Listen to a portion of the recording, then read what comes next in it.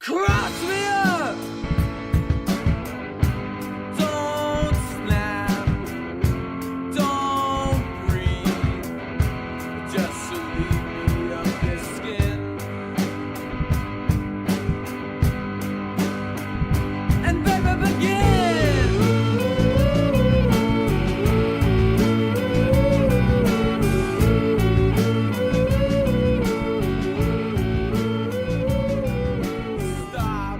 Well, brother. So, welcome to another episode of Phone Wallet Keys David Ortiz.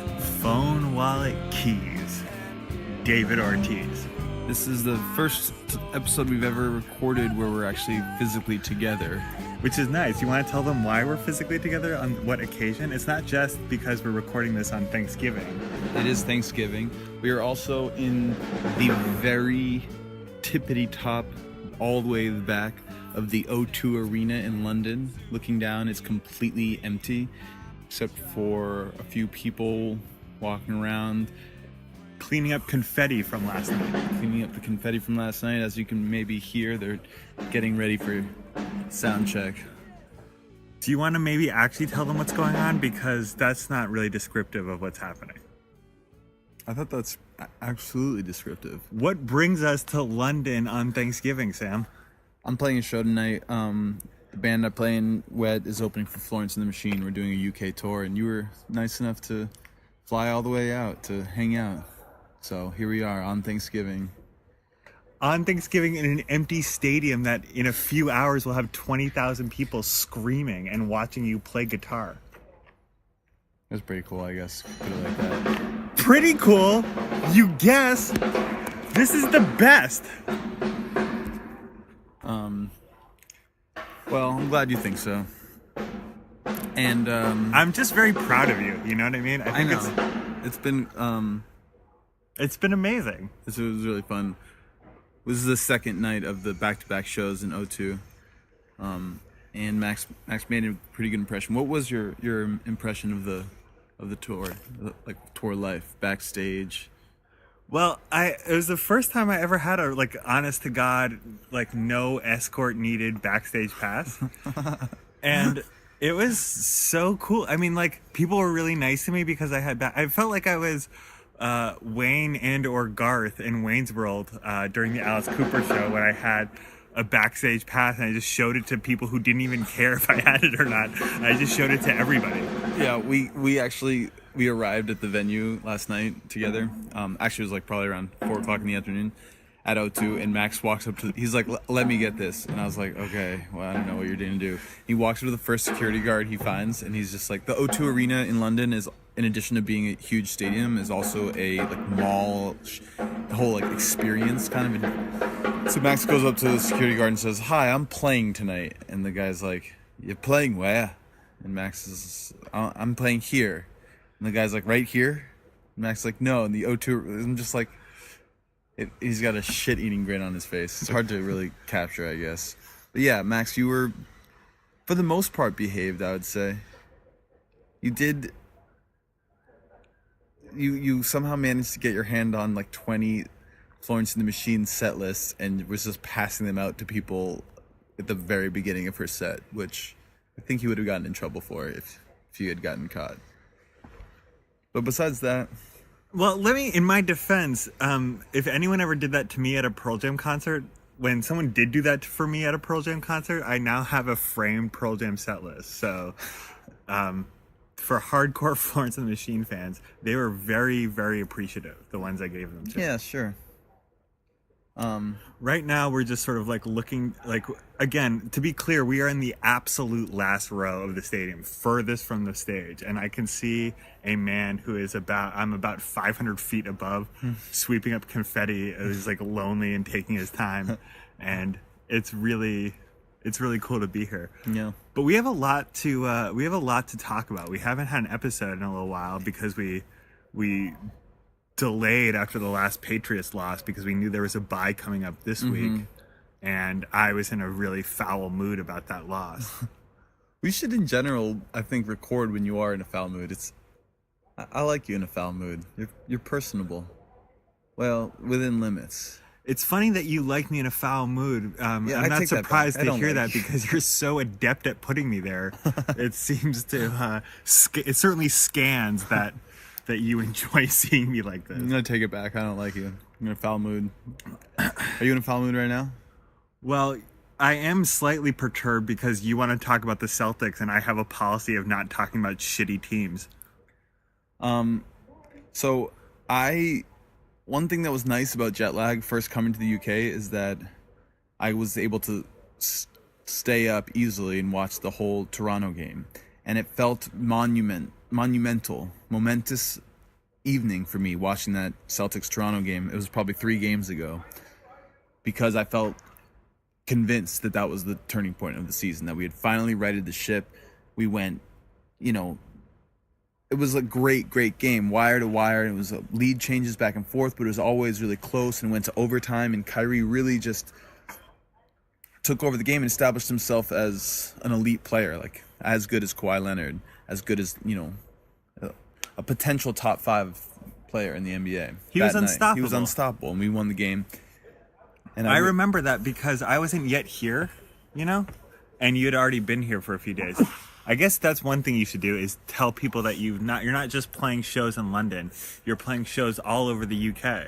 Yeah, I said that. I don't think you did. Anyway, so I was just, that was really, it was a great game. It was so fun. Wait, do you people actually who are listening actually understand what's happening here? My little brother is opening for the biggest rock band in the UK, and I am here with a backstage pass.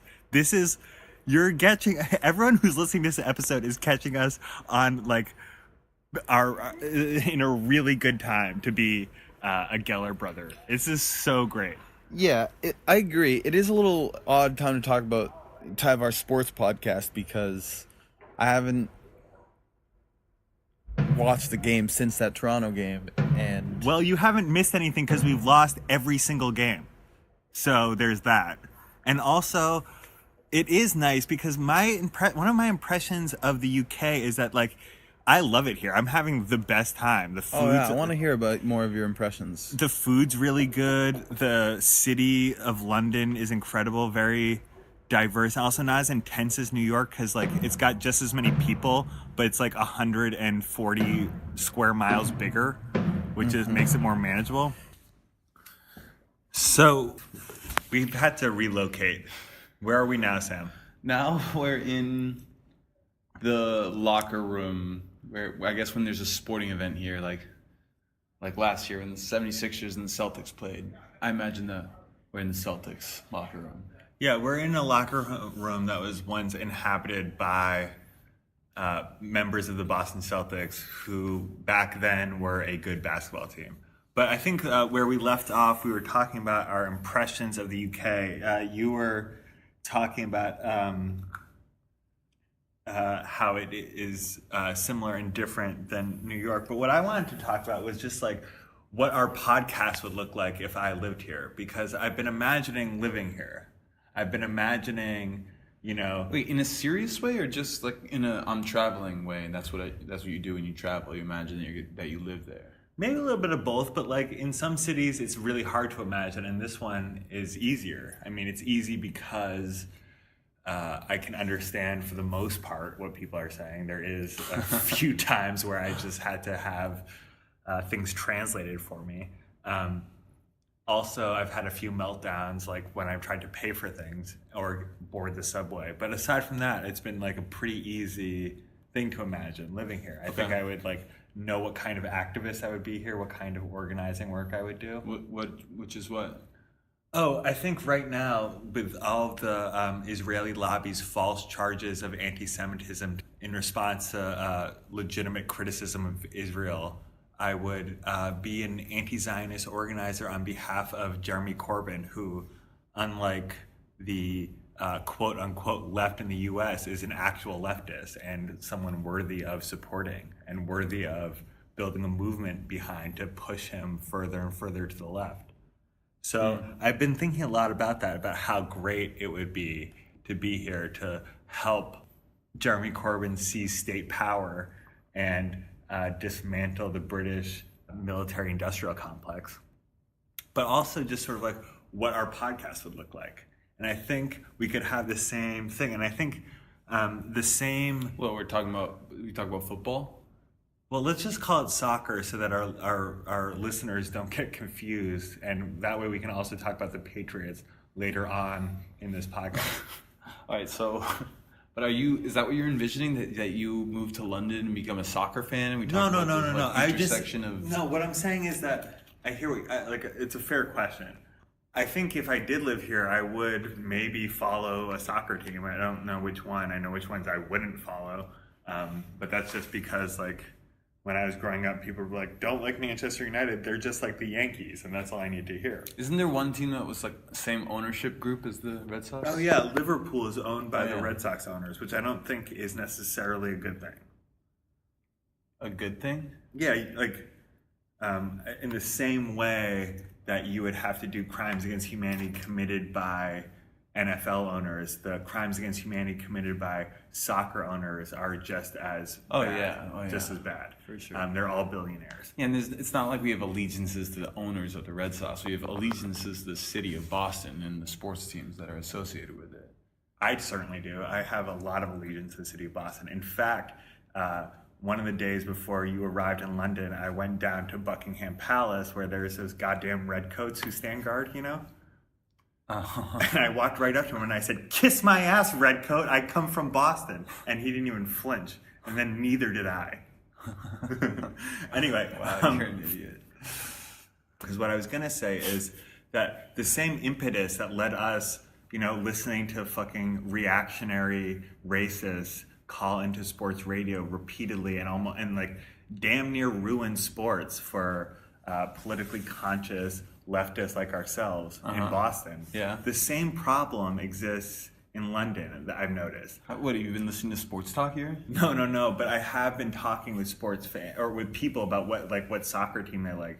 And the thing I'm hearing from lefties, my lefty friends here, is that they hate soccer because of how terrible soccer fans are, and how they can appreciate the beauty of the game and think it's like really cool that these people are able to do these things with their body. What, like pass, shoot, miss, have really big thighs? I don't know. End in 0-0 ties. Stop! You sound like a Bostonian charlatan. No, I just think that like lad culture is what they call it here. Lad culture. Lad culture. But what we would call brodom or bro culture. I've never said brodom before. I like to add dom to my as a suffix. But yeah, like bro culture, like toxic masculinity. The people, as Florence said last night. There's not a lot of toxic masculinity here tonight at the O2 Arena at Florence and The Machine. Well, I think she was right about that. I think it's one thing. It's really cool that she says that. It's cool that she says that. It's also cool that like what it does to have a huge rock band led by a woman is that you actually do weed out a lot of like the toxically masculine people who would just be like, I can't pay 80 quid to go see a woman sing to me because like that makes me feel inferior or something. I don't know, but lost. Bring it back. In the same way that the lad sports culture fans. ruins soccer for people here, the racists in WEI ruin sports for people. Yeah, but so is lad culture like the hooligans that literally murder people and riot on a regular basis? Does that happen anymore? I know that's a thing, a soccer thing, right? There's like people who will actually just roam around. Sure, brawling and stabbing and probably killing. I think it's nice that they stab rather than shoot here. But is that lad culture? Is lad culture just kind of your run-of-the-mill? I think that's the most extreme iteration of it. But in general, it's just sort of like people who are like acting like they're the only ones on the planet, and like dudes for whom the only time they experience the range of human emotions is at a sporting event. Are present on both sides of the pond, and we could talk about that if I lived here and you stayed on your side of on your side, on our side of... I like the idea of there being an ocean in between us, just to keep things, If you think an ocean as minuscule as the Atlantic will protect you, you're wrong. Well, is there other aren't there other racial implications within the UK sports system, like soccer or like European soccer too? I know, like, for instance, the France team, right? Isn't it all African nationals? Like, basically, the athletes representing the country are all sort of also representing of the colonial past of the country. That seems like a ripe, problematic area to dive into. I agree. And I think,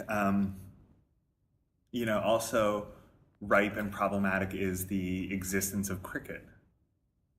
What, just because the bat is so flat and stupid? And they drink tea in the middle? Like, are they kidding me? No, they don't. I swear to God, in the middle of the game, there's a tea break. The players drink They tea? drink hot tea. No. Also, that bat is clearly only meant for spanking people. It's not, you can't play a sport with that. It's just, that's what you do to spank someone. You take that, you get a flat paddle like that. Yeah, it's a paddle, not a bat. I agree with you. You could, like, row your boat with it. Really hit home runs. Rugby, I will say, seems... You played rugby, right? I did, yeah, in high school. And you described it, if memory serves, as, it's really fun. You just run around and brawl with people you don't know. Yeah, but at least it's not it's not the best athletes in the world launching themselves at each other with dangerous projectiles and knocking each other out. And it's not, because you can't do that without pads. If you don't have pads, you can't just launch yourself at someone. You have to use like tackling techniques that are actually less damaging in the long run than just smashing into each other, which is how they train Americans to tackle each other in football. Oh, I don't know about that. I don't know. I'll take your word for it, but it seems to me that for the same reasons that football should be definitely banned, rugby should probably also. I'm not clear on this either. I actually would be interested to look up a side by side. I don't think CTE is as big of a problem. How could in rugby. that be? Their ears get all disfigured, I know, from scrums. Like, scrums are pretty fucking crazy, but again, there's no pads, so no one's just smashing themselves into each other with reckless abandon like they do in a football game over and over again. The interaction between linemen in American football actually is fundamentally different than the interaction between forwards in rugby, because the pads, give yourself the techniques that are developed given that there are pads are quite different. I remember when I was doing rugby. So rugby players don't get concussions? That can't be right. They can't. They must. Of course they do. Yeah, they must. And concussions are bad. And their ears get so fucked up. But I don't know if this is true or not. I guess we should put this, we should maybe stop here and do a little bit of research. No, we'll just put this into the category of things I love your policy of no research whatsoever. If this was a well-researched podcast, we would have some insight. Are rugby players shooting themselves in the heart so that to preserve their brains because they're so psychotically depressed from a lifetime of rugby? Yeah, right. Because if that's not happening, then it's a better sport. Right. That's a huge difference, because in football, people keep killing themselves in the heart so that their brains stay intact for research purposes. Right. It's so fucked up. So instead of maybe talking about UK sports, which we know literally nothing. That's a good point. Can we talk about the Celtics? Let's just bring people up to speed, maybe who are not fully. Let's just do a quick recap of where we're at so far in the season.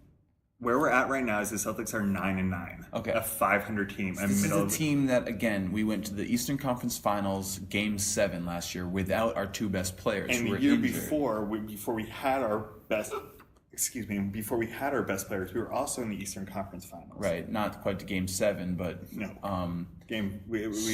We lost in a gentleman's sweep. right. So this was the year that it was all supposed to change, and we had our players back. No one was injured. Our younger players, Jaylen Brown, Jason Tatum, were going to blossom into the all-stars that they will eventually be. But, it was just going to be, and everyone sort of expected us to just steamroll through the season. I feel like you're doing that thing again where you don't apologize for being wrong, and it makes me upset. Because you kept saying how excited you were about the Celtics and how they were going to be really good, and they are not good, which means you were wrong. What? Did you not say that? I mean, I have 9 episodes. I wasn't wrong about being excited about the Celtics. You promised me they were going to be good. Well, they are going to be good, is my opinion. I'm not ready to give up on this team yet. So, we did have this phenomenal game against the best team in the league, the Toronto Raptors. They have the best record in the league right now. And they were really, really, really good, and we still beat them. And then since then, we've lost to the pretty good Utah Jazz, but pretty bad. But we should have won that game anyway. And then the completely shitty Charlotte Hornets, and then the abysmal New York Knicks. So things are... We lost to a New York team. I hate losing to New York. And we lost to New York last night. Yeah. And we had at home. These fucking New Yorkers came into Boston. Do you know anything about this game? Because this happened at 3 o'clock in the morning. Right. After the show, I was so... I had this adrenaline rush, and I wasn't drunk. So I went home and I watched... the Celtics game on my phone, and I just got furious. What happened? We went down 20 points in the first quarter again. Is our lineup still the same? Yes. So he's putting out our 5 best players, and they're not playing defense together, and people are scoring on us at will. And then Brad Stevens calls timeout, screams at people, and says, "I'm not going to play you if you're not going to guard anyone." Right? He says this. And it was like Brian Scalabrine reported. It was like after that last time out, Brad said, "Look, if you're not going to guard, you're not going to play." And so then he brought in new players. And guess what? They didn't guard either. It's not like baseball where you can have a bench of 25. Everyone sucked. So he brought in he emptied the bench, and they sucked too. And then he's like, "Oh, what do I do?" No one's guarding, and I have this policy of not playing anyone who's not guarding, but I have to play 5 people at once. So what are we gonna do? Well, I don't know. I mean, I think Danny Ainge should look. I don't think we should fire Brad Stevens. Do you? Not yet.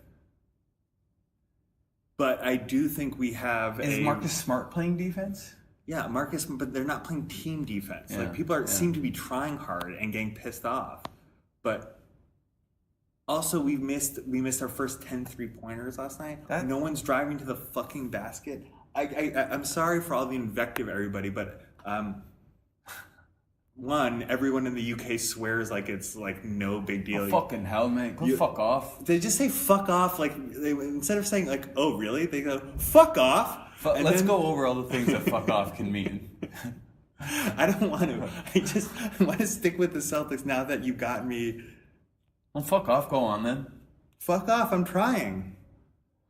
But, yeah, I don't know what to do when you have there are some tried and true methods of kick-starting or jump-starting an underperforming team. One is to make a trade, right? Which I think, looking at trading Terry Rozier is something we're going to have to start entertaining because he's only playing 18 to 22 minutes a game. Which is what he played last year. Until he didn't and was really good. Yeah, but does he have any trade value right now? Yeah. Okay.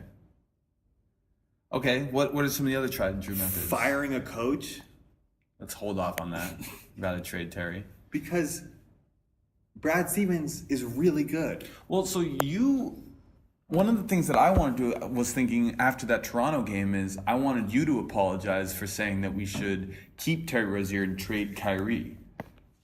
because we have basically 2 point guards. One is Kyrie Irving, who is, but you thought that we could basically build a better team if we save those max contracts for someone else. But you admit that you're wrong. Kyrie Irving is the only good player on the Celtics right now. It feels like I was wrong. And he's about not that. just good. He Great. showed that Great. he could be the best player on a championship team. Definitely. He can take over a game against anyone. And he's unguardable. They put Kawhi Leonard on him, and he couldn't stop it. It was crazy. It was so cool. And then when they had other people on, it was just so fun watching him when he knew the swagger that he had with Fred Van Fleet on him 5 minutes left in the fourth quarter. It was incredible. Okay. I agree. I was wrong about that. So we have to keep Kyrie. He's the centerpiece of our potential championship team that we're building. Let's get rid. I mean, so that makes Terry Rozier expendable. But who are you gonna bring in? Someone another wing? No, I mean, maybe we should just start tanking. I mean, I was so excited about having Sacramento's draft pick next year, and now they have a better record than we do. Oh my fucking god! It's crazy. The Sacramento Kings. Okay, but let's go over. Joke. Wait. So the tried and true methods of changing the kind of karma of the team, the energy of the team, are trading a player, firing a coach, benching people, and starting other people. Which I'm at this point. I mean, I was saying this before the season. Again, Aaron Baines should be starting, and Gordon Hayward should be coming off the bench. Or Jaylen Brown. That's where I'm at too. Like the problems. We've been really wrong about Jaylen Brown. I mean, we loved him so much off the court that I think we had rose-colored glasses about what he was going to be like, playing as a basketball player this year. I remember this quotation that he gave the Globe last year, like, I can get to the rim like no other, and I just need to keep that in mind and keep pushing myself to do that. And he's not doing that. He's like he's jacking up threes like he's Eddie House or something. Or like Antoine Walker, he reminds me of right now. He sucks.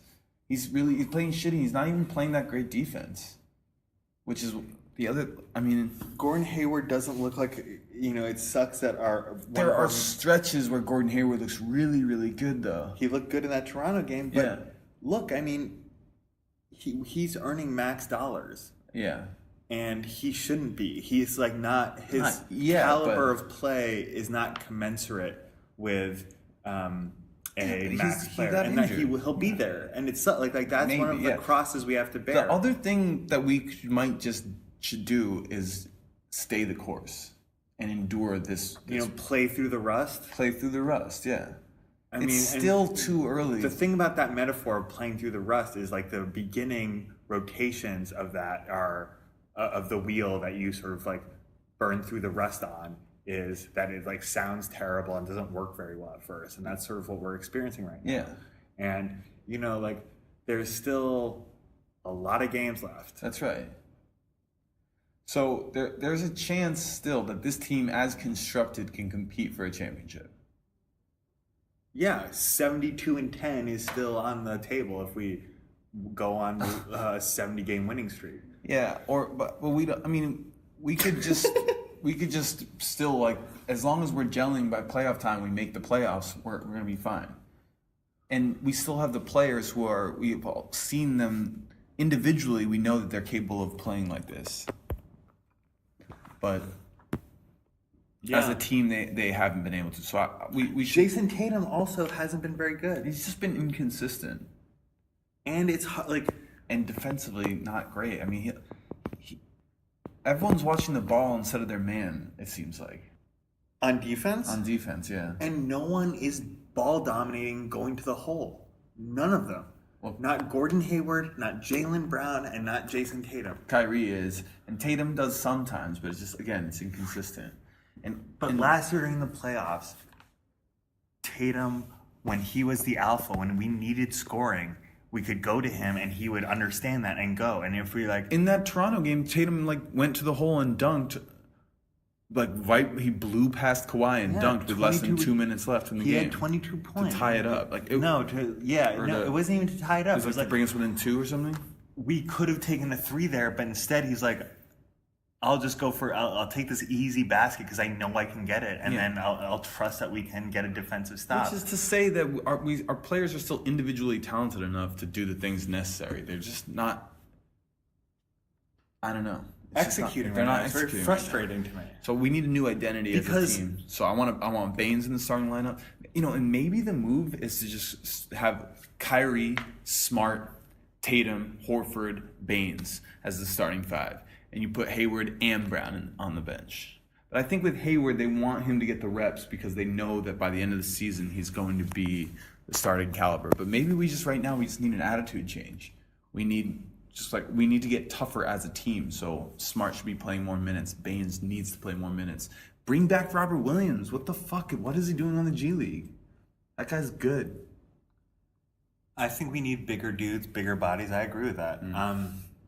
I don't know, Sam. I think I'm just really, as you might expect, I'm really depressed about the prospects for overthrowing the U.S. government based on everyone's anger at the success of Boston sports teams. Even though the Red Sox, which I'm very thankful for on Thanksgiving, Yeah. even though the Red Sox managed to complete the first, phase one, right? They did their part. I'm very pessimistic at this moment about the Celtics' ability to complete phase two, and also, or the Patriots' ability to complete phase two, and then subsequently the Celtics. Right. So should we use that as a nice transition?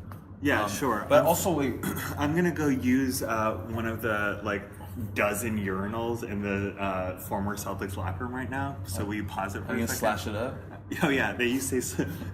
Why don't you tell while I pee what slash it up means? That's been one of my favorite British slangs that I picked up. It means take a piss, but Max thinks that it comes from using your penis to create No, using your urine stream using your urine stream to what? as a knife's edge. As a knife's So if edge. you're peeing in the bushes, it's like you're pruning. No. In fact, that's what we should call it, pruning. I mean, have you heard a woman say flashing, or is it just something that lads say about? Fuck off and go slash already. We're back in action, and we have a special guest with us. He'll be sharing the stage with me tonight, but not at the same time. It's an honor. Thank you. We have Mr. Rob Ackroyd. He's a guitarist for Florence and The Machine, and you're a British person, aren't you? I can confirm. And you play sports with my brother. I've seen it happen. American sports only, though. Yeah, I saw. That's right. We played a game of basketball in New York City once. That's right, we did. But we are really excited to have you here to talk. Tell us, because we did a little segment earlier about British sports, but we actually know nothing at all. And so, can you just give us a state of the union on it's the Premier League happening right now? The Premier League's happening now. It started in end of August or something, and it's kind of reaching the Christmas period where there's a lull, but then next year everyone comes back in full fitness. It's kind of like pre-season for the NBA. It's not officially, it's full part of the season, everything still counts. Seeding, and the games everything. It still matters, but people aren't at their match fitness quite yet. And do you have a team? Tottenham Hotspur, yeah. And how are they doing so far? It's the best start to the season we've ever had. How does that make you feel? Feels good, but Are your parents Tottenham fans too? My grandparents Wow. and most of my family are either Arsenal or Tottenham, and they're deadly rivals, which is quite interesting. But they're all from northeast London, which is where Tottenham is and where Arsenal is. And so, growing up, Arsenal was always really, really good, and Tottenham wasn't. Yes. And so, how does it make you do you feel like you're an underdog as a Tottenham fan? Well, what you get from having if you're an underdog team, you have some kind of integrity, even if you don't really deserve it, don't you? Every kind of underdog team has an integrity. Wow. I think that's true. I think that's really We can true. relate to that. So then that's said from the perspective from a Tottenham fan. So, but Arsenal have been historically more successful, I think, and Tottenham have always been the runner-up. Or not even the runner-up, kind of The bridesmaids. to be not even the bridesmaids, The ugly The caterers? There's to be Spursy, Tottenham Hotspurs. To be Spursy is to be disappointing. Wow. Ultimately disappointing when it comes to it, which is a shame. But so this is the best we've ever done this season, but we're still 5th. I see. Because everyone else above us is also had their best start to the season as well. So the status quo kind of remains. And do you feel like there are, like, if you met someone who was like a Manchester United fan, would you assume that they like had a poor moral compass, the way I would assume when I meet a Yankee fan? It depend on their age. It actually gets quite interesting on their age. A lot of my friends at my age, at 36, are Manchester United fans, even though they're not from Manchester. I think it's less so now. I think it's more in vogue to be a Manchester City fan. Right. Because they've been better lately. Yeah, there's always, there's the influx of money is quite new to the Premier League. Has that happened to Tottenham too? No, it hasn't. Who is the owner of Tottenham? I'm not sure who the owner is, but the chairman is this guy called Daniel Levy, who is historically very tight with his money. And people say that's why he can't compete. I don't really have a problem with winning. It doesn't bother too much. I kind of like the honest approach we're doing. It's like seems like a good team. I'm not sure if I'd want. Manchester City, they have very controversial owners. And who are they? I think it's Sheikh. An Emirati. It's an Emirati, yeah. I think the guy is it Mansour, Sheikh Mansour. I think the day he bought Man City, he bought the majority stock in Lamborghini, and he bought the Chrysler Building, and he bought Manchester City. Jeez, that's a pretty fun Black Friday shopping day. And they're under investigation for financial. What's it called? Financial fair play. They're trying to insider. Yeah, I think they also own Paris Saint-Germain as well. Interesting. Well, what if they play? Okay, I have a few questions. Hold on, I just want to say the Red Sox had the highest payroll in the league, and we won the World Series this year, and it felt fucking amazing. And it's also not our fault that we had the highest payroll. We wouldn't want to be doing this. We just got involved in an arms race with the Yankees several years ago because the Yankees started this trend of spending way more money than everyone else. Right. And the Red Sox fans demanded But this fantasy of a blue-collar sports team where you can really kind of identify with the struggle and winning doesn't really matter because this is in life you don't always win. It's a romantic idea, but in reality, I'm telling you that championship, the parade that happens, it was amazing. How much are the tickets at the Red Sox? At Fenway Park? The most expensive in the league. Right. Yeah. Are people being priced out? Are genuine fans being priced out? Definitely. Without a doubt. Definitely. Yeah. So who's celebrating that World Series win? Everyone. It brings everyone together, right? It's but not they like just don't go as much as they'd like. Yeah, sure, but it's not like the working class people of Boston are like, sorry, I've been priced out of being a Red Sox fan. They just. In the old days, they could have gone to 7 to 10 games a year, and now they go to 1 or 2. That's right. Yeah. It's a strange concept or reality to face because I wonder how much it's not as if there's a guarantee that if a player has a huge price tag that he's going to be successful. That's right. I'm not sure what the success rate is. I wonder what it is. There's so many people who just blow it. Right. So are there? Wait. So what's your team again? Tottenham Hotspurs. Tottenham Hotspurs. Have you been following this idea that the top teams in several different countries could form their own super league? Yeah. Isn't that what the Premier League is? No. How is it different than what the UEFA Championships League is? That's more of a tournament. You have to play. It's a league. It is a league that is concurrent, but you play into it. You have to qualify. You have to qualify. The top 4 teams from the European leagues all get put into one league that runs concurrently with it. But what are they suggesting? What is the proposed? I'm not an expert on it, but it seems Bayern Munich very selective. It's only like the very top. It's like the top 2 teams from each.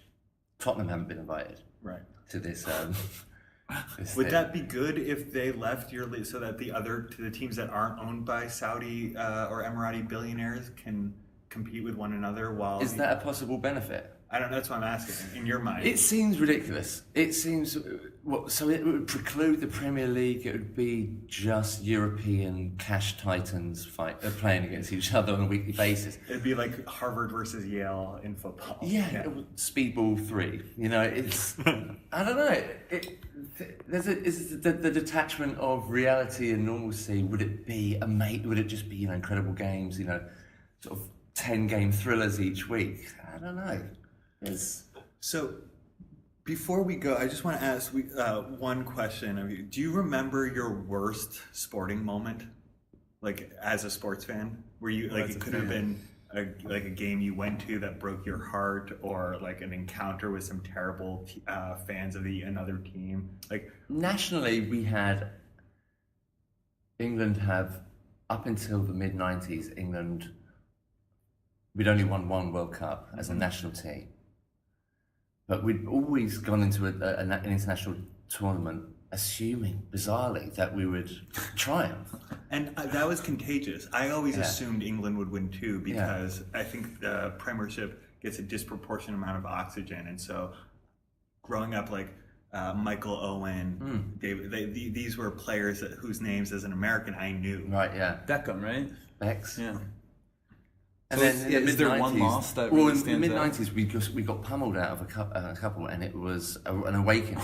It was like we suddenly went from the self-proclaimed or assumed best team to maybe the worst team in the entire world. And it was a really depressing 15 years of watching international matches. I was getting stuffed and it being a depressing turnout until it was there was a renaissance this year. It was a good year for you guys. Yeah. It was fun. And I also just noticed that the English national team got some revenge on Croatia. I think it was 2-1. Yeah. Yeah, the other night. Yeah, we love it. It's all about stories. Suddenly I think we've got stories again. The manager of England, as you may know, he was a disgraced England international 15 years ago. He messed up a penalty shoot and we got thrown out of a tournament at the the semi-finals or something. Wow. It was hugely devastating. He was like death threats and a martyr, a pariah, for years.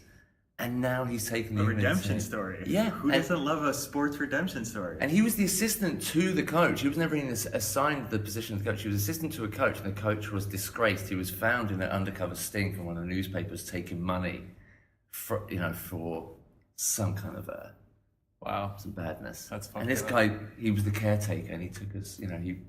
He reignited a passion. This has been a wonderful. That's wonderful. Addition to our podcast. Yeah, Thank you so glad. Thank you so much, Rob. And again, thank you so much for having us here with you guys. It's been a real joy. It's a real pleasure.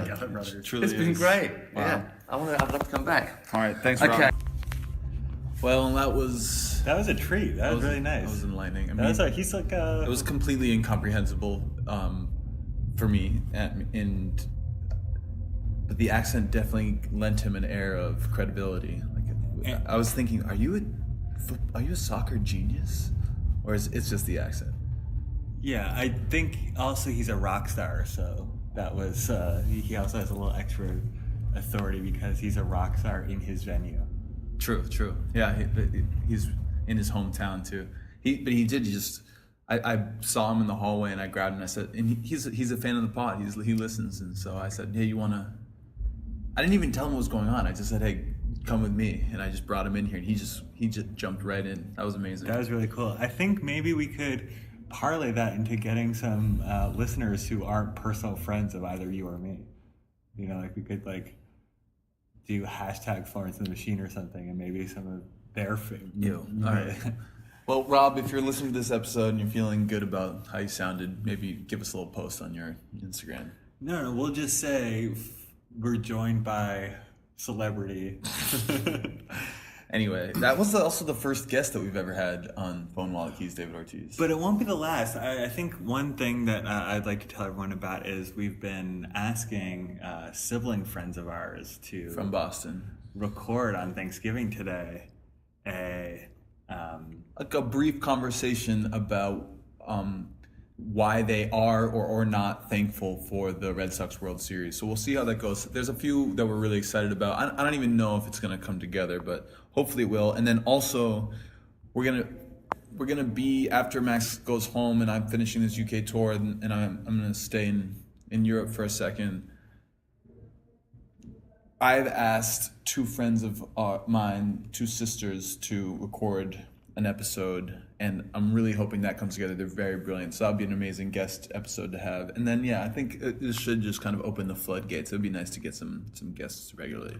I think before Rob just ran up on us, we were about to talk about the Patriots, and I think you actually have to go to work pretty soon. Yeah. So we'll keep this brief, but I do think I would like to suggest perhaps that Belichick maybe doesn't give a shit about the regular season, knows what he has, knows that when firing on all cylinders, his offense is unstoppable. And so when his former proteges, like Mike Vrabel. Patricia, earlier in the season... Matt Patricia, Mike Vrabel. Mike Vrabel, Matt Patricia need bones to be thrown to them. Belichick will just tank a game. Yeah, except that Belichick is not like a sweet person who would do that. He's a competitive psychopath. But I do think it's not about, he didn't do it for Vrabel's sake. He doesn't really care about the regular season. And it is true that we can be unstoppable. But there are other teams in the league who have also shown that they can be unstoppable. The Kansas City Chiefs are going to be unstoppable. The Saints are going to be unstoppable. The Rams maybe too. So it's interesting. The Steelers look really good. Like the Saints look really good. So that's right. So it's gonna be a really interesting playoffs this year, football, and I'm really excited about that. Seeding is going to matter, as it always does. So as of today, Thanksgiving again, the Patriots have a chance at the 1 seed, but it's not great, right? We're a game behind the Chiefs and they have a tiebreaker? No, we have the tiebreaker. We have the tiebreaker, but are we 1 game or 2 games? 1 game. That's it. Well, Yes. Oh, that's right. Okay.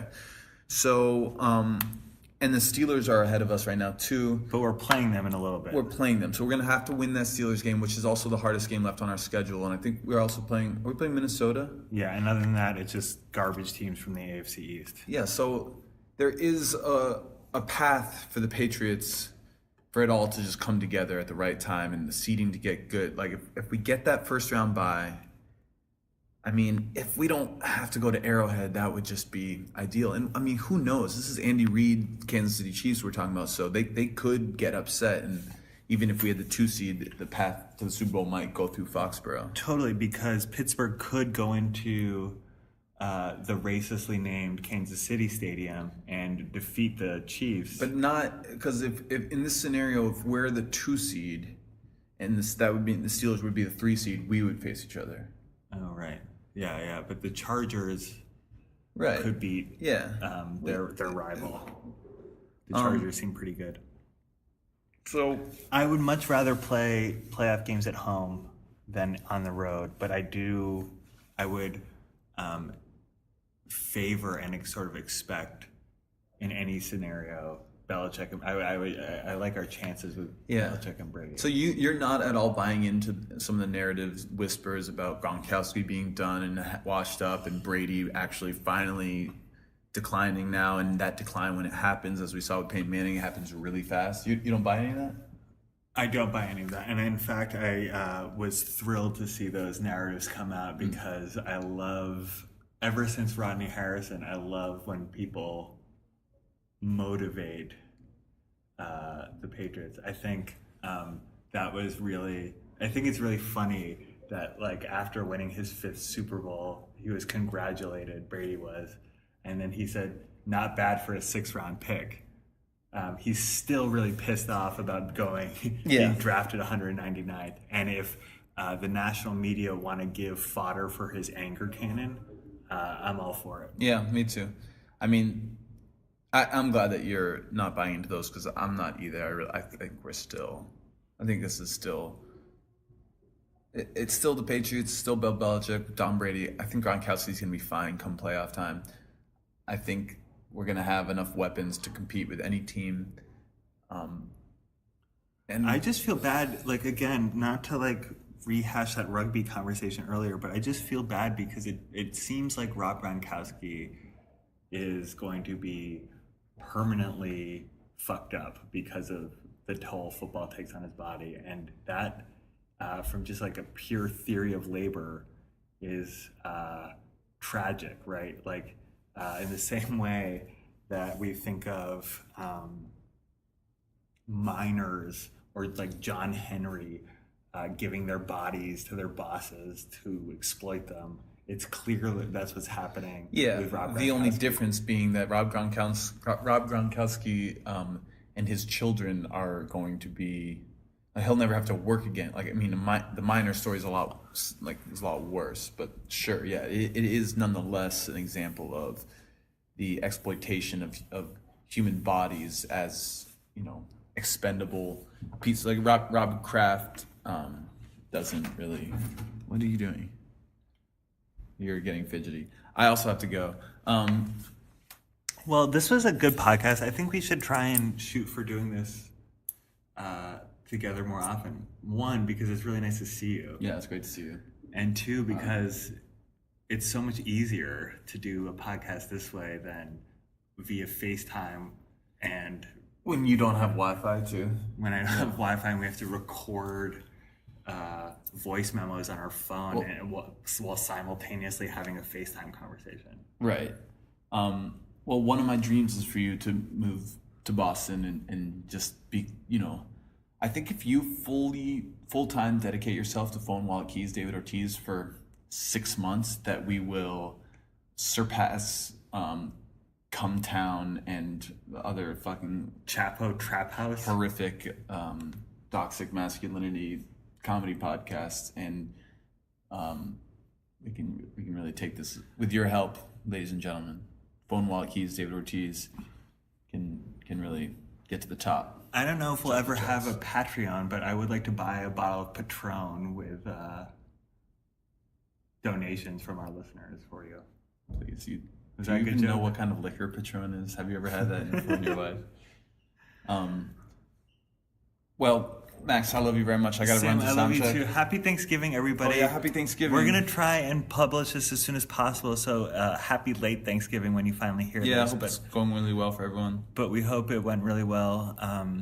And the Patriots are playing the Jets this Sunday. Fantastic. The Celtics are in Atlanta tomorrow. I mean, it doesn't really matter who they're playing at this point. Apparently, they'll just play down to the competition, and by down, I mean below the competition. So, but yeah, stay tuned. Let's bring this back, Max. We've had a little bit of a lull. I guess the lull's going to continue, but you know, by mid-December, we're going to have this thing back in the full swing of things. Totally. I think... Thanks for bearing with us.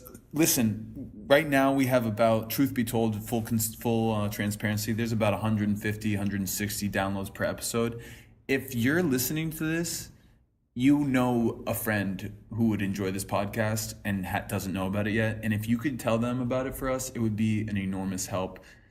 It would help, it would really give us the inspiration and the energy to keep pushing forward and to keep expanding this. So please let someone know. We can just start one episode at a time growing this audience. So thank you all so much. Yeah, I mean, like we not only do we talk about sports, but we cover the sort of internal drama of what it's like to be a sibling. Yeah. Fuck off. All right. Bye, everybody. Thanks for listening. I love you.